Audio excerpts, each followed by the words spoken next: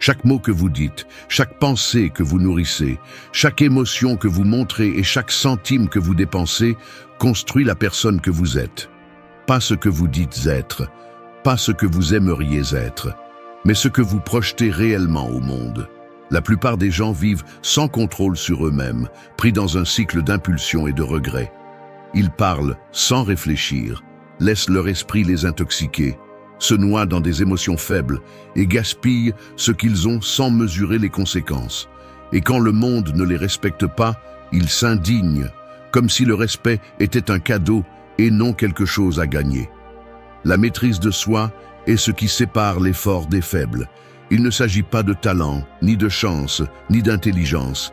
Il s'agit de contrôler sa bouche avant de dire quelque chose que l'on regrettera plus tard, de former l'esprit comme un soldat, sans le laisser devenir un ennemi, de dompter les émotions avant qu'elles ne ruinent les relations, les opportunités et les décisions, de gérer l'argent avec stratégie, au lieu de le laisser dicter le cours de la vie.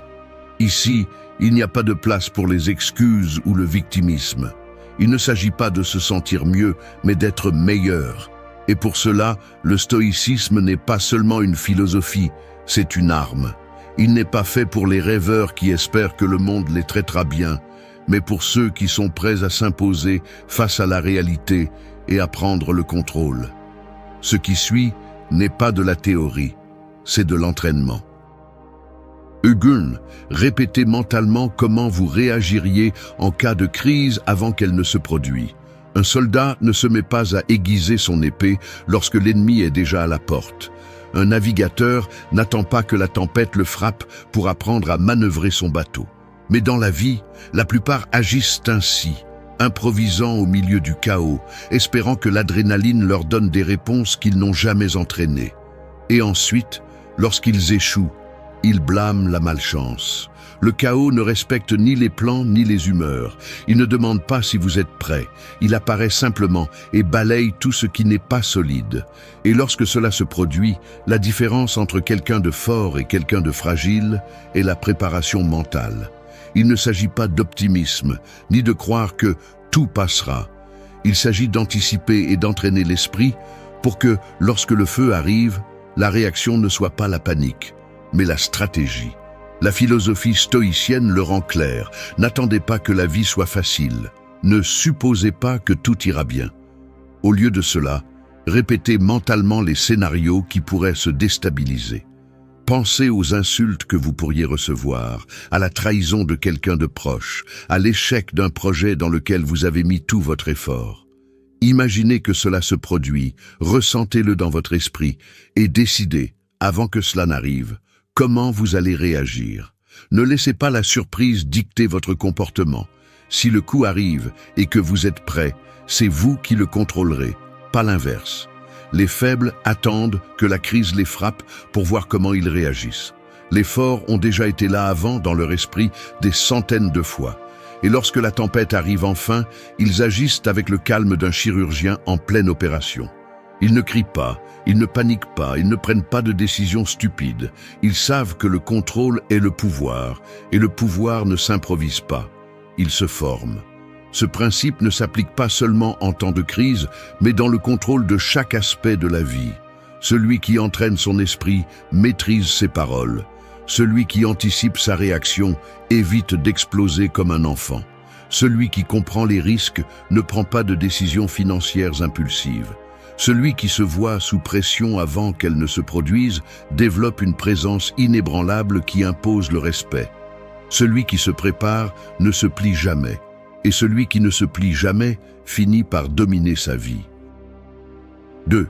Élimine un mot de plainte de ton vocabulaire pour une semaine. Les mots ne sont pas seulement du bruit, ce sont des commandes qui façonnent ton état d'esprit et ton destin. Si tu parles comme une personne faible, tu penseras comme une personne faible, et tu agiras comme une personne faible. Et s'il y a quelque chose qui affaiblit plus que tout, c'est l'habitude de se plaindre. Les plaintes ne résolvent rien, ne te rendent pas plus fort, ne te rapprochent d'aucune solution. Elles ne servent qu'à une chose, justifier la médiocrité. La plainte est le refuge de ceux qui ont décidé d'abandonner sans l'admettre. C'est le cri silencieux de l'impuissance, une tentative pathétique de faire pitié au monde. Mais le monde ne fonctionne pas comme ça. Personne ne te respecte pour te plaindre.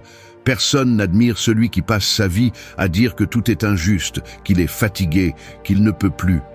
La différence entre une personne forte et une personne faible ne réside pas dans ce qu'elle affronte, mais dans la manière dont elle répond.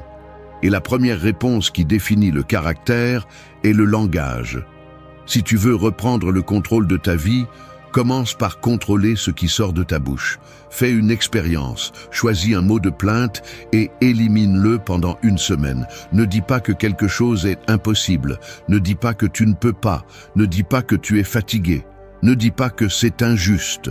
À la place, remplace la plainte par l'action. Si quelque chose est difficile, affronte-le. Si quelque chose ne te plaît pas, change-le ou accepte-le sans drame. Si tu ressens le besoin de te plaindre, détends-toi. Respire, trouve une solution ou continue en silence. Cet exercice n'est pas symbolique.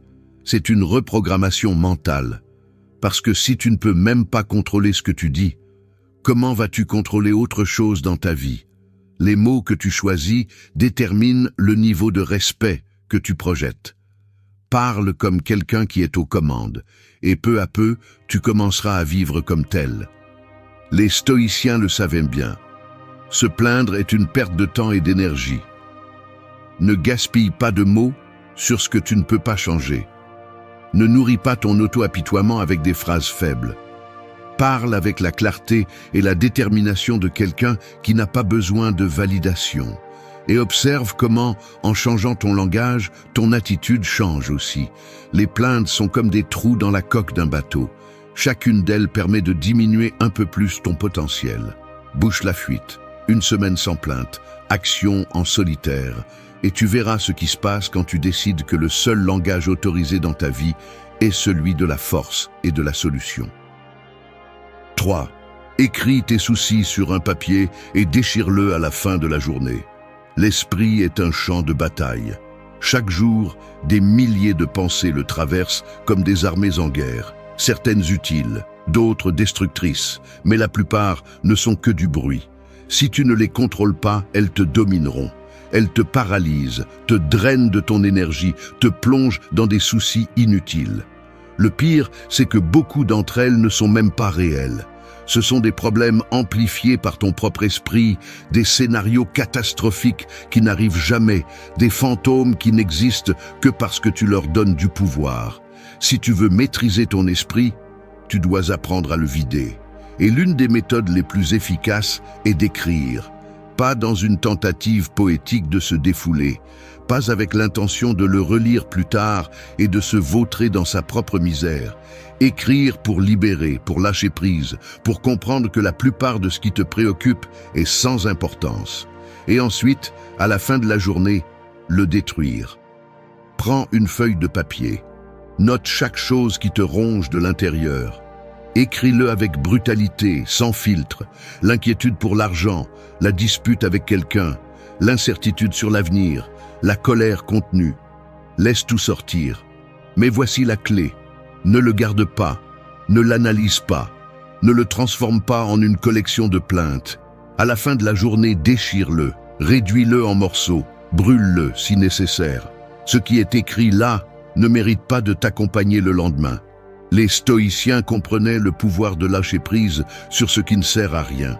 Il n'y a aucun sens à s'accrocher à des pensées inutiles. Il n'y a aucun sens à se soucier de choses que tu ne peux pas contrôler. Écrire tes soucis et les détruire est une façon symbolique, mais brutalement efficace, de rappeler à ton esprit qui est le patron. Fais cela chaque jour et tu remarqueras quelque chose d'étrange. Beaucoup de choses qui hier semblaient être la fin du monde te font rire aujourd'hui. Beaucoup des soucis que tu as écrits disparaissent sans que tu aies besoin de faire quoi que ce soit. Et les quelques-uns qui comptent vraiment, tu les verras plus clairement, sans le brouillard de l'émotion, sans la distorsion de la peur. L'esprit n'est pas fait pour être une poubelle de pensées toxiques. Il est fait pour penser clairement, pour prendre des décisions avec précision. Mais cela n'est possible que lorsque tu lui enlèves le poids mort de l'inquiétude inutile. Ne sous-estime pas cet exercice. Il peut sembler simple, mais c'est l'un des outils les plus puissants pour entraîner ton esprit. Écris, lâche prise, déchire, et continue avec la tête claire, parce que dans la vie, le seul fardeau qui vaut la peine d'être porté est celui qui compte vraiment. 4. Imaginez qu'un sage stoïcien évalue chacune de vos décisions. Imaginez ceci, chaque fois que vous parlez, quelqu'un vous écoute. Chaque fois que vous pensez à prendre une décision, quelqu'un observe. Pas un ami, pas un membre de la famille, pas un inconnu dans la rue. Un sage stoïcien, quelqu'un qui ne se laisse pas emporter par des émotions faibles, qui ne cherche pas de validation, qui ne gaspille pas son temps en trivialité. Il est là, sans dire un mot, jugeant en silence chacune de vos actions. Oseriez-vous vous plaindre devant lui? Lui donneriez-vous des excuses sur pourquoi vous n'avez pas fait ce que vous deviez faire? Lui diriez-vous que vous ne pouviez pas contrôler votre caractère, que vous avez dépensé de l'argent en stupidité, que vous vous êtes laissé emporter par l'impulsion du moment? Non, parce que dans son monde, les mots ne valent rien s'ils ne sont pas soutenus par des actes.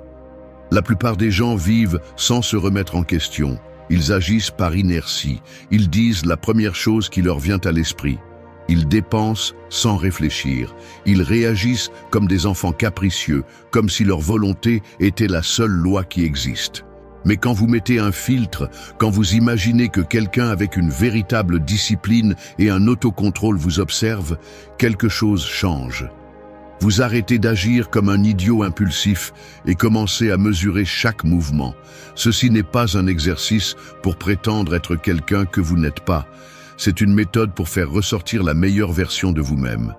Demandez-vous, à chaque moment clé de la journée, qu'est-ce qu'un véritable stoïcien ferait à ma place? Un véritable stoïcien ne réagit pas avec colère lorsqu'on l'insulte. Il garde son calme et répond intelligemment ou ignore simplement la provocation. Un véritable stoïcien ne gaspille pas son argent en futilité pour impressionner les autres. Il utilise ses ressources avec sagesse, investit dans sa croissance, dans son indépendance. Un véritable stoïcien ne permet pas à ses émotions de le dominer. Il ne laisse pas la peur le paralyser, la colère le pousser à faire des bêtises, la paresse lui voler son temps. Vous avez deux options. Continuez à vivre comme si personne ne vous regardait, justifiant chaque erreur, agissant sans contrôle, ou imaginez que chaque pas que vous faites est observé par quelqu'un qui exige le meilleur de vous. Pas comme une punition, mais comme une norme. Le respect ne se mendie pas, il se gagne. Et pour le gagner, vous devez commencer à agir comme quelqu'un qui le mérite. Pas quand cela vous convient, pas quand vous vous sentez bien, mais toujours. À partir d'aujourd'hui, vivez comme si vous étiez sous le regard d'un sage. Et quand viendra le moment d'évaluer votre vie, assurez-vous que la réponse ne soit pas la honte. 5. En te levant, rappelle-toi que rien ne t'appartient vraiment.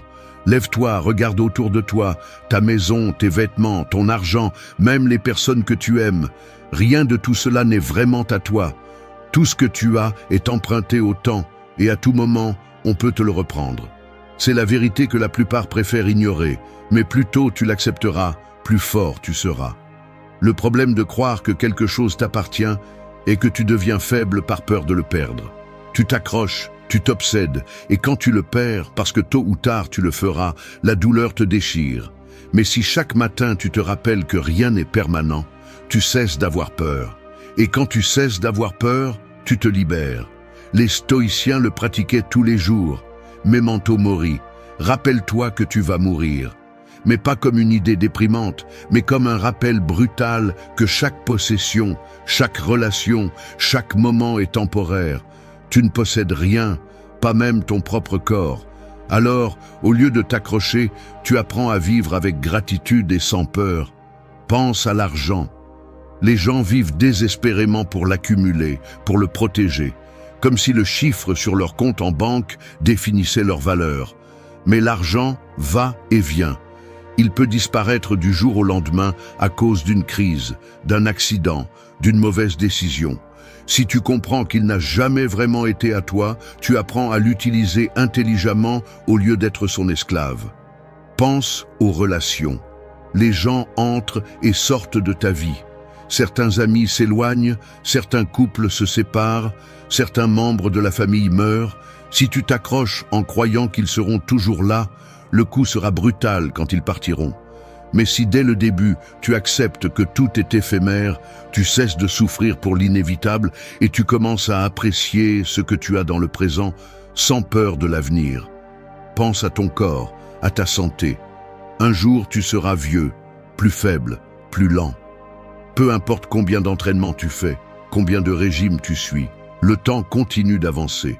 Cela signifie-t-il que tu dois abandonner? Non. Cela signifie que tu dois profiter de chaque seconde où tu as de la force, de la discipline et de la clarté mentale. Rien ne t'appartient. Tout ce que tu as aujourd'hui peut disparaître demain. As-tu peur? Bien, utilise-le comme carburant. Au lieu de vivre avec la peur de perdre, vis avec intensité et objectif. Utilise l'argent pour des choses qui comptent vraiment. Aime les gens sans t'obséder à les retenir. Entraîne ton corps parce que tu le peux, non pas parce que tu crois qu'il sera toujours le même. Si tu comprends cela, le monde ne pourra plus te contrôler. Et celui qui n'est contrôlé par rien est véritablement libre. 6. Fais une tâche désagréable comme si tu étais un moine accomplissant un rituel. La plupart des gens font le strict minimum pour éviter l'inconfort. Ils fuient les désagréments, repoussent ce qui est difficile, se plaignent à la moindre effort. Mais ce qu'ils ne comprennent pas, c'est que la discipline ne naît pas du désir, mais de la maîtrise. Et la maîtrise se forge dans la friction, dans la répétition, dans la capacité à faire ce qui doit être fait, qu'on se sente bien ou non.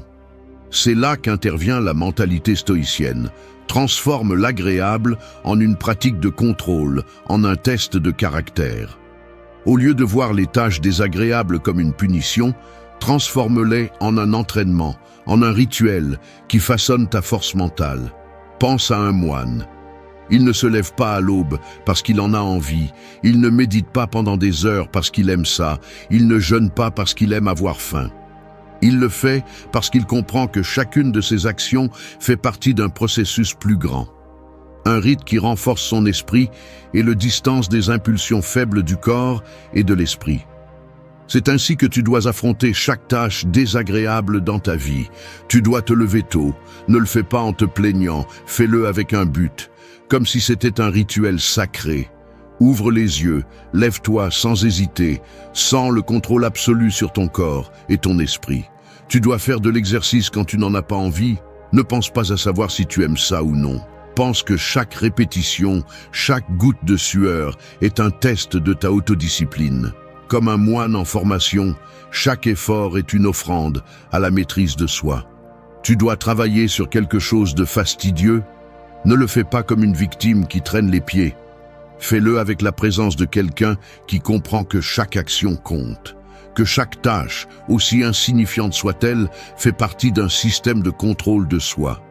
Les faibles voient les tâches désagréables comme des punitions. Les forts les voient comme des entraînements. Et voici le secret. Si tu adoptes cette mentalité, ce qui semblait insupportable devient normal. Mieux encore, cela devient une source de fierté. Parce que tandis que les autres évitent la difficulté, tu l'affrontes avec le calme et la détermination d'un guerrier entraîné. Cette méthode n'est pas symbolique, elle est pratique. Chaque fois que tu fais quelque chose de difficile, au lieu de résister, plonge-toi entièrement dedans. Comme si tu étais un moine accomplissant un rite de discipline et de force. Ne pense pas à savoir si c'est agréable ou non. Pense que c'est une opportunité pour te retenir. Les stoïciens comprenaient que le véritable contrôle n'est pas gagné lorsque tout est facile, mais lorsque tu peux regarder la difficulté dans les yeux et faire ce qui doit être fait sans hésiter. Alors, la prochaine fois que tu seras confronté à une tâche désagréable, ne fuis pas, ne te plains pas. Assumez avec la mentalité de quelqu'un qui ne se plie pas à l'inconfort. Fais de chaque effort un rituel. Et quand les autres chercheront des excuses, tu seras trop occupé à renforcer ton caractère. 7. Fais comme si aujourd'hui était ton dernier jour de vie et observe comment tes décisions changent. Chaque jour qui passe est un jour de moins sur l'horloge de la vie. Il n'y a pas de deuxième chance, pas de rediffusion, pas de garantie sur le temps qu'il reste. Pourtant, la plupart agissent comme s'ils étaient immortels, comme s'il y avait toujours un lendemain pour faire ce qui compte vraiment. Ils continuent à repousser les décisions, à accumuler des regrets et à perdre du temps en futilité sans sens. Les stoïciens l'ont mieux compris que quiconque. Memento mori, souviens-toi que tu vas mourir. Non pas comme une pensée dépressive, mais comme l'outil le plus puissant pour prendre le contrôle de sa vie. Rien ne renforce plus l'esprit que d'accepter la réalité de la mort et de l'utiliser comme carburant. Car lorsque la mort cesse d'être un concept lointain et devient une certitude tangible, toutes les distractions disparaissent. La fierté devient insignifiante, les rancunes perdent de leur poids. La procrastination cesse d'être une option. En vivant avec la conscience que chaque jour peut être le dernier, les excuses sont éliminées. Il n'y a pas de place pour des plaintes absurdes, ni pour des drames sans sens. L'esprit se concentre sur ce qui vaut vraiment la peine, avancer, apprendre, renforcer le caractère, faire ce qu'il faut faire sans attendre un moment parfait. L'urgence de vivre remplace le confort de la paresse. La plupart se noient dans des soucis inutiles, accordant de l'importance à des choses qui n'ajoutent rien. Ils sont paralysés par la peur, distraits par des problèmes insignifiants, consumés par des rancunes qui ne mènent nulle part. Mais celui qui comprend la brièveté de la vie agit avec détermination. Il ne gaspille pas d'énergie sur ce qu'il ne peut pas contrôler. Il ne se laisse pas emporter par des émotions faibles. Il ne gaspille pas d'opportunités. Vivre avec l'idée que ce pourrait être le dernier jour transforme chaque décision. On cesse d'attendre l'approbation des autres.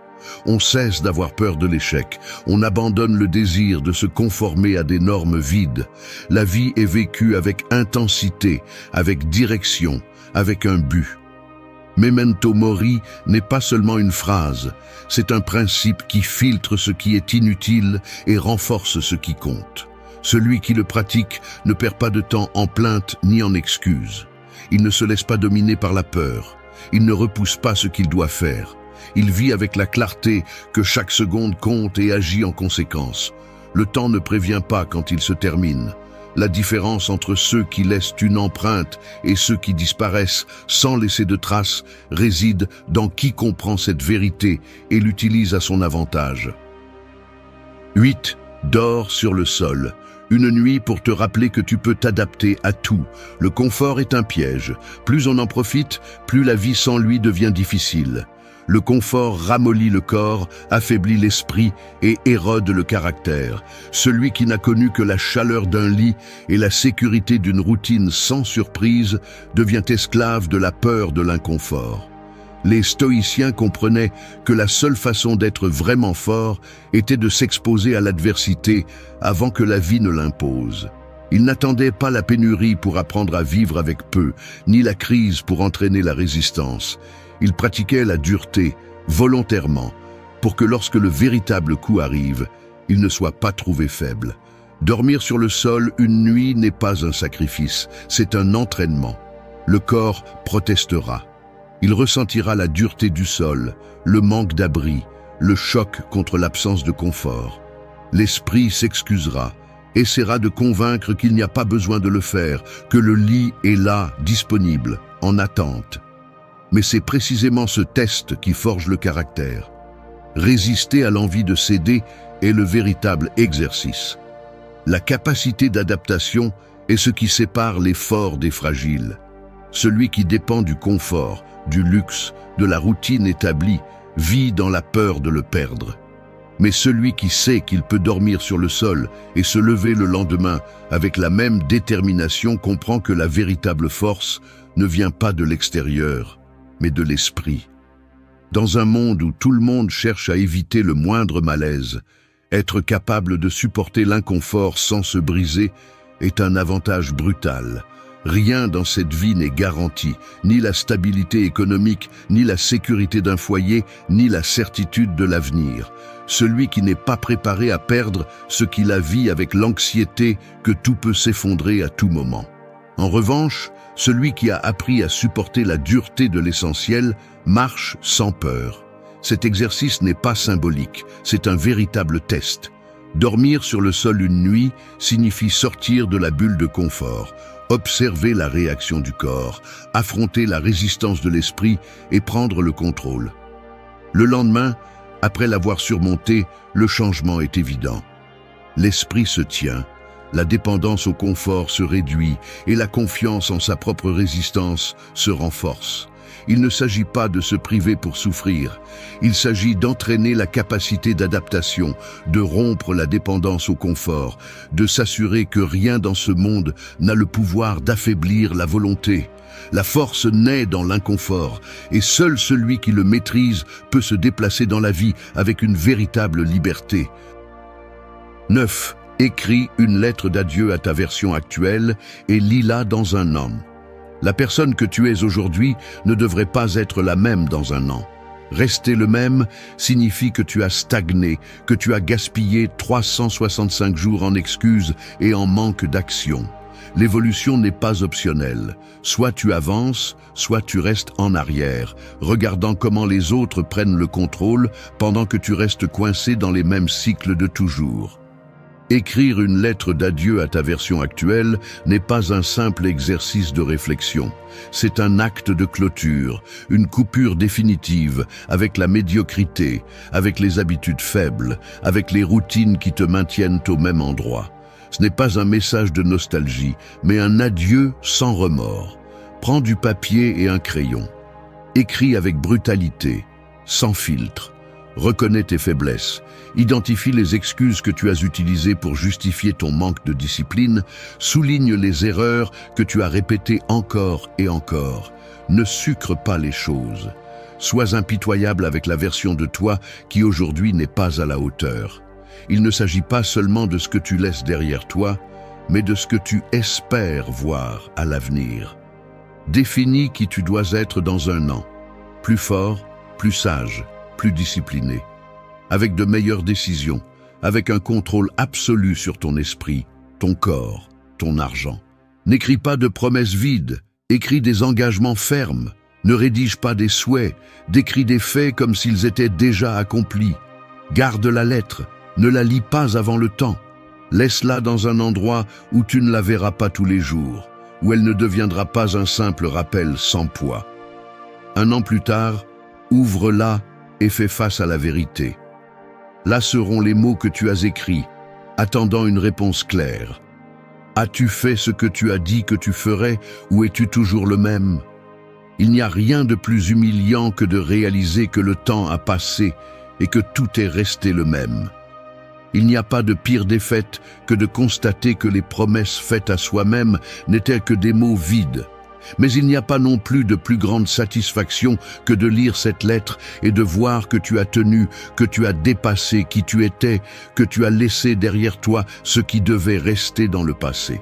Les changements réels ne se produisent pas dans l'esprit, ils se produisent dans les actions quotidiennes. La lettre n'est pas magique, elle ne change rien par elle-même. Ce n'est qu'un miroir qui montre ce que tu étais et ce que tu aurais pu être.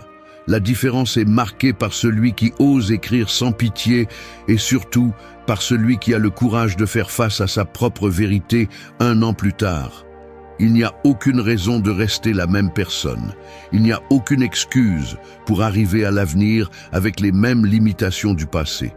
La transformation est une décision et cette décision commence maintenant. 10. Dépensez de l'argent dans ce que vous ne pouvez ni voir ni toucher. L'argent peut être une arme ou une chaîne. Entre de mauvaises mains, il devient une ancre qui vous enfonce plus profondément dans la médiocrité. Entre les bonnes mains, il se transforme en un outil de pouvoir. La différence ne réside pas dans combien vous gagnez, mais dans la façon dont vous l'utilisez. La plupart des gens reçoivent leur salaire et le dépensent avant même d'avoir eu la chance de le faire travailler à leur avantage. Ils poursuivent l'immédiat, achètent des objets qui seront oubliés dans un coin dans quelques mois, utilisent l'argent comme un pansement émotionnel. Le monde a programmé les gens pour dépenser sans réfléchir. La publicité ne vend pas des produits, elle vend des illusions. La société ne récompense pas l'intelligence financière, elle récompense l'apparence de la richesse. Les réseaux sociaux ont transformé l'ostentation en sport. Et le résultat est que les gens poursuivent des symboles de succès au lieu de construire un véritable succès. Peu importe combien d'argent passe entre leurs mains, ils finiront toujours de la même façon, pris dans le cycle de gagner et de dépenser sans but. Mais l'argent bien dirigé a le pouvoir de changer une vie. Il ne s'agit pas de l'accumuler de manière obsessionnelle, ni de vivre dans la peur de le dépenser. Il s'agit de l'utiliser dans ce que l'on ne peut ni voir ni toucher, dans ce qui ne disparaît pas avec le temps, dans ce qui construit une version de vous-même plus forte, plus capable et plus libre. Dépensez dans la connaissance. Un livre, un cours, un mentorat. Il n'y a pas d'investissement plus puissant que celui que l'on fait dans l'esprit. La différence entre quelqu'un qui avance et quelqu'un qui stagne réside presque toujours dans ce qu'ils savent. Alors que certains dépensent dans des plaisirs éphémères, d'autres investissent dans des informations qui leur ouvriront plus de portes à l'avenir. Dépensez dans les expériences. Quelque chose qui défie votre esprit et votre corps. Quelque chose qui vous sort de la routine. Les objets perdent de la valeur avec le temps, mais une expérience bien choisie peut redéfinir qui vous êtes. Un voyage, une compétition, un défi personnel, n'importe quoi qui vous fait sortir de votre bulle. Dépensez dans votre avenir, investissez dans ce qui vous donnera plus d'options, plus de liberté. Apprenez à faire travailler l'argent pour vous, au lieu de passer toute votre vie à travailler pour lui. La plupart des gens restent pris dans le cycle de survie mois après mois, mais ceux qui maîtrisent cela construisent une réalité où ils ne dépendent de personne. Le respect ne se gagne pas avec des biens matériels. Il se gagne avec la capacité de contrôler son propre destin. Celui qui sait gérer son argent intelligemment ne sera jamais un esclave du système. Il ne sera jamais obligé de vendre son temps au plus offrant. Dépensez dans ce que vous ne pouvez ni voir ni toucher, car c'est là que se trouve le véritable pouvoir. La différence entre celui qui a le contrôle sur sa vie et celui qui ne l'a pas réside dans la façon dont il utilise son argent. Et celui qui maîtrise son argent maîtrise son destin.